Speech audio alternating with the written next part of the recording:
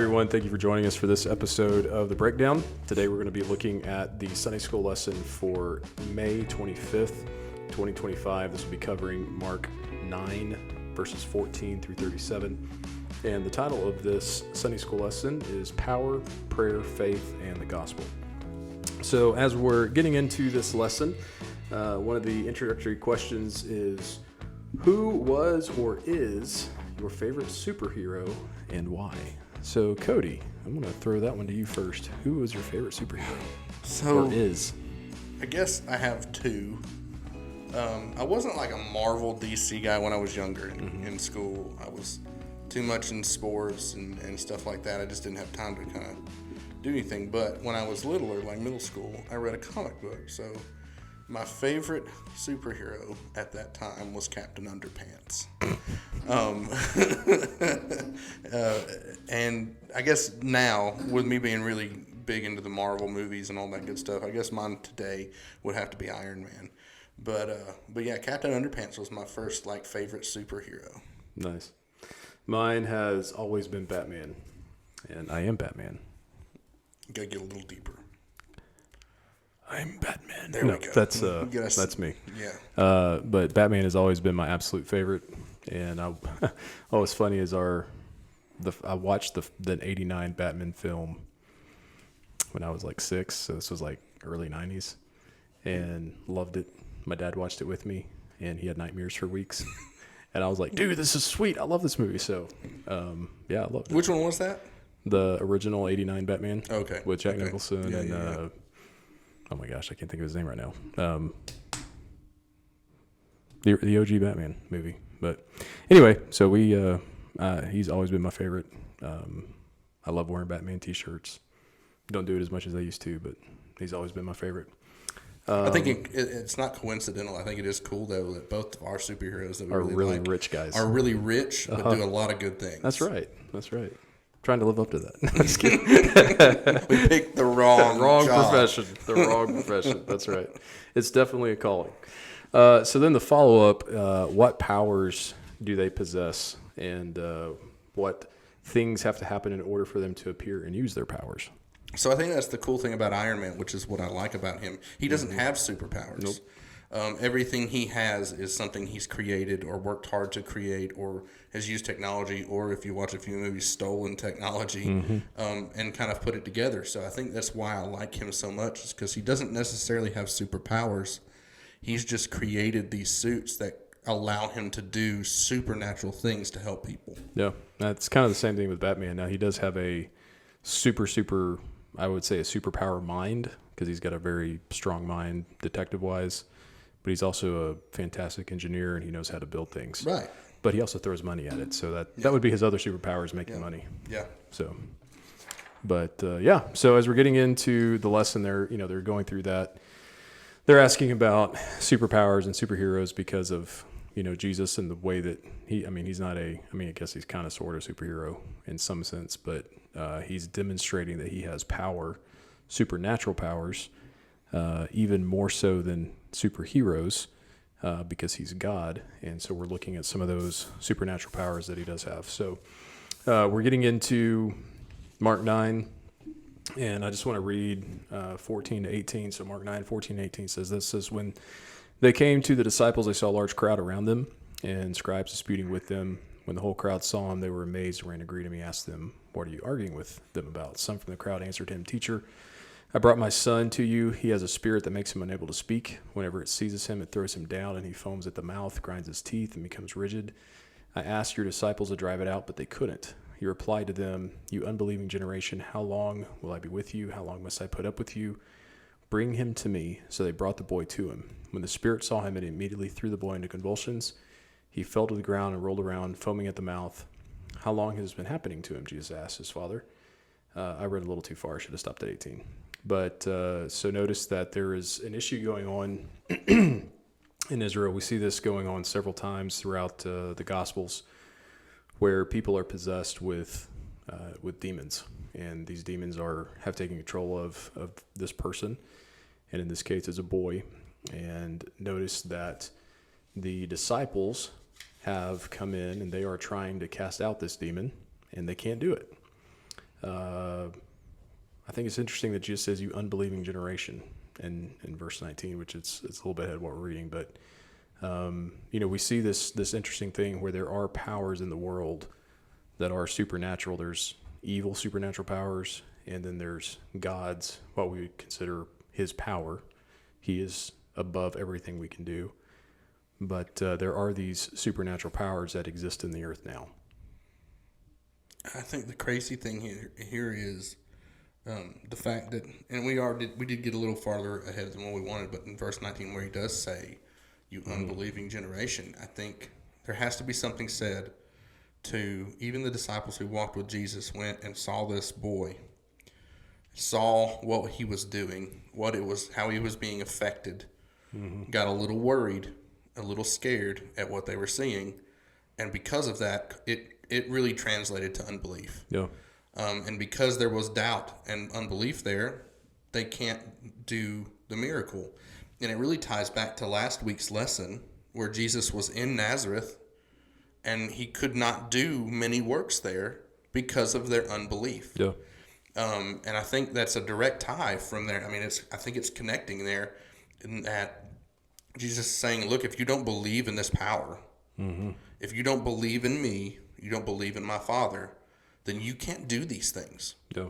And I think that's the crazy thing. Like, if we're going to tie Jesus back to a superhero at this time, I think it's crazy to think about this way. Jesus was supernatural in some of the things he could do. But when he left, he literally told everybody there, look, when the Spirit comes, all these things I've done, you could do more so. What if that is the actual human nature that God intended for it to be, and that we can do those things on a whim if we would just believe? Yeah.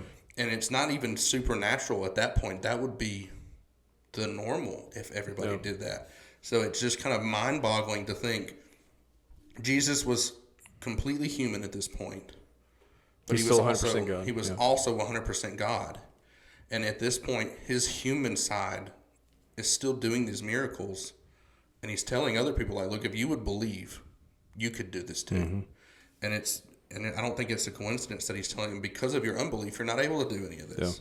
Like, that's why you couldn't cast him out. I think too, that points back to the fact of the relationship that we're supposed to have with Jesus, and really focusing on that walk. Like it then becomes about him and what he wants to do, not about us and us. Well, I want to do this, or I want to do that. I want to have the supernatural power. That's like the guy in the New Testament that comes in and he wants to get the special ability to heal people and all that.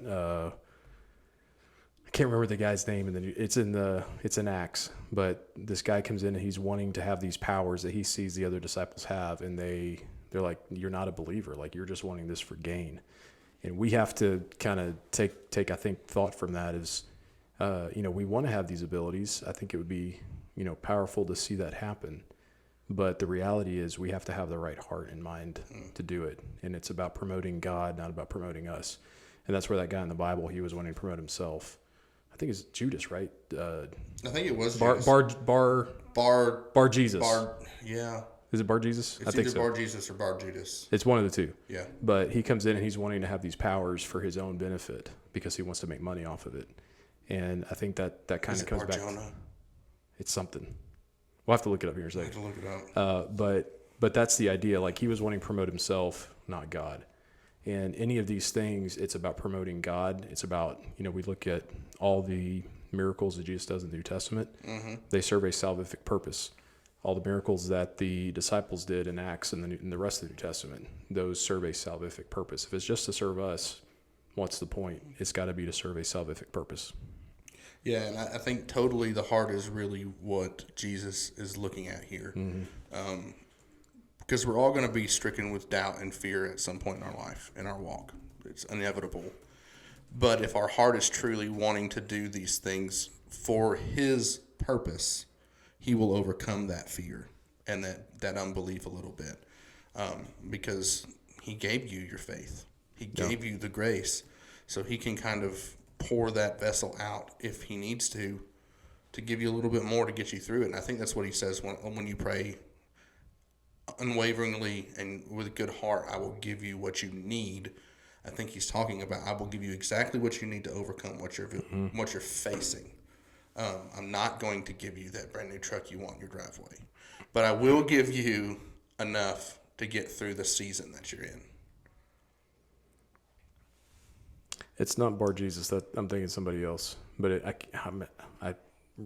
can't think of who it was. But anyway, it's there. I just got to find it. We can talk about that next week. I'll look it up. Yeah. But all right. So going back, and you're 100% right, by the way. We're going back to verse 19. I want to look at this a little bit more. Starting there, it says, "He replied to them, 'You unbelieving generation, how long will I be with you? How long must I put up with you? Bring him to me.' So they brought the boy to him. And notice this, when the spirit saw him, it immediately threw the boy into convulsions. He fell to the ground and rolled around, foaming at the mouth." I think it's really interesting that, we can look at this and some people might think that he has epilepsy or something like that. The father's really clear to say it's a demon, like he's possessed. So there have been some objections to that, saying, well, how does he know? They don't have the medicine understanding that we have now. I understand that, but it's clear in the Bible anyway. Well, let's also think about it this way. That he had a demon. Yeah. And I believe the Bible is true and everything it says. Correct. But also let's look at it this way too. Let's take it in context and the historical value of this. These people grew up in a time where God was physically there. Like they saw pillars of fire. They saw the cloud. They saw bread fall from the heavens. There was a physical being as far as the spiritual realm that they saw. And even if you go back to where Jesus was talking about Legion and he cast Legion out, people knew that man was possessed because of his actions and his deliverance and the way he acted. Yeah. This boy is no different. These people knew what these things looked like. They knew what it was. And it was just like us looking at somebody that has the flu. It's like, ooh, puffy eyes, gray. All the signs are there. All the signs are there. It was just like, to them, it was just like the cold or the flu here. They're like, oh, he's demon possessed, stay away. Or a leper, get him to the mountains. I just, sometimes we forget that these people saw this on a daily basis almost. Yeah. Well, and it's interesting too. Like, I think this confirms that it was a spirit, because obviously Jesus is working with a spirit. So it's the question is answered for us in basically the same section of Scripture. But I think it's really interesting how an evil spirit or a demonic spirit, when he sees the presence of Jesus, he freaks out. Yeah. That demon freaks out. He's scared. He's trying to get away. He causes problems. And we see that with the demon-possessed man that had legion in him. It says earlier in Mark that when people who were filled with evil spirits saw Jesus, the evil spirits started proclaiming who Jesus was. They know who Jesus is. They know he has power. They know he is God, and they're afraid of him. To the point that they beg him to send them away from his presence. Like that, to me, speaks volumes. But the demonic side of it, even though they know he's true and they know that he is God, they still continue doing what they do. So that's like a demonic. I don't know if it's a formula, but demons, even though they know who God is more so than most people, they still choose to do what they do. They still choose to not be aligned with God. Yeah. Then we see Jesus' power. Notice that he's, verse 21, he's had this from childhood. It's thrown him into the fire, tried to destroy him. But please have compassion on us. I love that he says it in that way. If you can do anything, have compassion on us and help us. I think he's obviously at his wit's end. He doesn't know what to do, but he knows Jesus can. Yeah. If Jesus chooses to do so. And so he's asking Jesus to do that. And notice what Jesus in reply says, if you can, and he's kind of chiding him a little bit, everything is possible for the one who believes. And the caveat here is not just believes in anything. Like, it's not just that I'm believing in Batman or you're believing in Iron Man. Right. It's that we believe in the one who has true power, which is being demonstrated, who has power. It's Jesus. If we believe in the one who has power, which is Jesus. And verse 24, immediately the father of the boy cried out, I do believe, help my unbelief. And I love that phrase. I love that phrase. And it kind of goes back to what we were talking about earlier about Jesus knows the heart. And if your heart is in the right place, he will give you more than what you have currently. And I think that's what happens here. He says, I do believe you, but please, there's a part of me that doesn't, and I need you to fix that. Yep. And for us, and this is a picture of us. This is a picture of how we need to be with Jesus. We need to come humbly to him and say, look, I know who you are. I believe in your word. I believe in who you are, but there's still that part of me that doubts, and I need you to fix that. Yep. And Paul even says that, like, I do what I don't want to do, and I don't know why I do that. But it's not anything I've trained for. I trained to do the good things, but my body just wants to do the bad things. And I think we need to understand that we're all built that way, and we have to ask Jesus to intervene and take that away, because nobody knows the creation better than the Creator. Yep. And if we can't control our own selves, it's because we didn't create ourselves. And there's nobody better to ask than the Creator to fix it. And I think that's what he means here is like, look, I do believe you. I know you can fix him, but help me where I don't believe you. Yep. Jesus agrees with that. You can tell that he does. And so he sees the crowds coming. They're gathering. He then rebukes the spirit, tells the spirit, you mute and deaf spirit. So we saw earlier that he was a mute spirit, but he was also deaf. So both of these spirits... I wonder if he calls them deaf because they weren't listening to the disciples. Could be. But it also implies that the boy was probably deaf also. Yeah. But I command you, come out of him and never enter him again. And notice that it comes out shrieking and throwing him in terrible convulsions. So, Jesus has power over evil spirits. Like, he's commanding them. He has the ultimate authority over them, and they must obey. There's no fighting back. They leave. So they take him by the hand. They thought he was dead. Jesus raised him up. He stood up. They go into the house, and his disciples ask him privately, why couldn't we drive it out? And he told them, this kind can come out by nothing but prayer. And it's interesting. This whole passage is talking about faith, the faith of the dad. I think there's some really interesting things that we can take from this. One is that when Jesus, or as he's telling us how to do things correctly, the faith of the father has implications on his children. His child who is currently in the midst of sin, right? I think that's something for us when we are praying for people we love. Our faith impacts them directly, and I think we see that with faithful grandmothers, faithful parents, that even when their children depart and are doing evil things, their faithful prayers work. And I think that's something we have to remember, and we see it plainly happening here. Like when we pray for people, family, non-family, those prayers have power and impact on other people's life. Yeah. And I think also here with the prayer comment, not too long before this, Jesus had gone off to pray. Mm-hmm. And the disciples didn't go with him. And I think that's another little testament to us that we need to stay prayed up. Yep.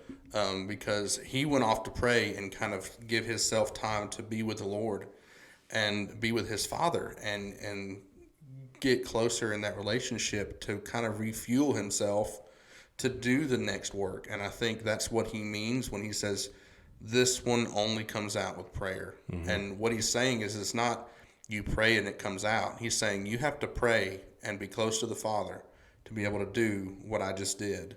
Because I'm not commanding him out in my name or your name. I'm commanding him out in his name. Yeah. And I think that's key here is you got to stay prayed up. Prayer is so important in our Christian walk.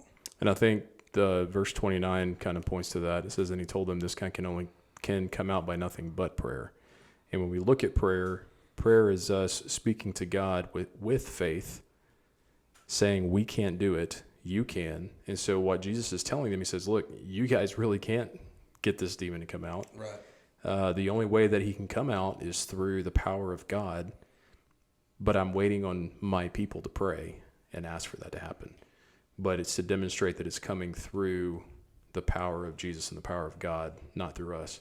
Now, he had given them the power beforehand as they went out and were ministering in Judea and the other places to cast spirits out and do that kind of thing.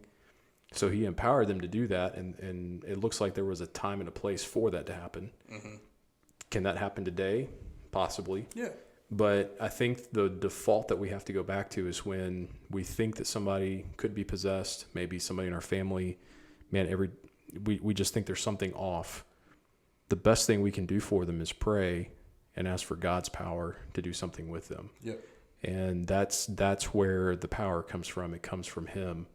But for some reason, he waits for us to pray. He could do it now. Yeah. But he waits for his people to pray. And it all goes back to unbelief. Like, if you don't believe he can do it, it's not going to be done. Like, he's not a dictator. He's not going to come in and go, you don't believe? Well, I'm going to do it anyway. He wants you to believe. Because when you believe, you're fully trusting in him. And you're not trusting in yourself. And I think that's the key important part of this is the fact that, number one, we have to believe, and number two, we have to pray, because those are the most two important things in our relationship with Christ. Prayer is the communication, and belief is the love that we have for him. And without those two things, there is no belief in him. So I think that's the key to doing anything that he's called you to do is, number one, you got to pray, and number two, you got to believe. Yep. And everything else will follow after that. Yep. Final thoughts for me is, one, we gotta constantly ask God. We gotta pray for him to help us with our unbelief, and I think we all struggle with that. We have things in life daily that, maybe it's a struggle, maybe it's a sin that constantly happens. Maybe it's, maybe we're having financial difficulties, or maybe we're having family difficulties, or maybe we have an issue with a neighbor. All of those things we have to give to God and have faith and believe that he can take care of those things. Yeah. And so we need to pray that God will help us with our unbelief, because we struggle with it every day. At the same time, we've got to be praying in faith that God will handle these things according to his will. It may not be the outcome we are asking for, but we need to pray that the outcome is the one that he wants. Yeah. Because again, that's putting our faith in him, that he knows everything and he does all things for our good, not to hurt us. My final thought, it's really a final challenge for everybody, is going back to the superhero comment at the beginning. Why is it that when we watch these movies, read these books, see these images, that we believe that these things could actually happen? And when the technology comes out, we're like, yeah, we knew it was here all along. Yep. But when we read the Bible and see Jesus do things, we're like, oh, well, we can't do that. And the thing is these things are more historically proven than half the things that we're believing out of these sci-fi films. Yep. And we're sitting here doubting the fact that those things can happen and that we do have that power. But we're the first ones to turn around and put the Iron Man suit on and go, look, I could probably go to the moon if I wanted to. Yeah. We were just sending superstars to the moon in a spaceship. I mean, that would have never been low thought Earth of. Well, astronauts. Yeah. Astronauts, more like it. But I mean, we think these things are like fantastical, but they're believable. Yeah. And we have such a hard time believing the believable that it isn't even fantastical. And it's just amazing to me. So my challenge is, like, if you look at these movies that we are so enamored with now and think that it's possible, look at your faith and see how much you think is possible there. Because it's really more important for you to believe that that is true. Yeah. And you might see a change in your life if you start really, truly believing that those things are true and that it can be done. And there's obviously a part of humanity that longs and yearns for the supernatural. Well, these movies wouldn't sell if they didn't. Exactly. And so there's a natural part in us that's longing and yearning for that. But the movies and the comics and the fake is never going to fill that void. The only one that can is God himself. Right. That's why Jesus. They have to keep making movies. If it fulfilled us, they wouldn't have to make but one. Do anymore. That's right. But they have to keep making them because they ain't making one about Jesus. No more sequels. Right. I mean, jeez. Marvel movies, man. All right. Well, good deal. Well, that's all I've got, Cody. Do you have anything else you want to add? That's it. All right. Well, thank you all for joining us today for this episode of The Breakdown. We look forward to seeing you next week. Have a wonderful week being in God's Word.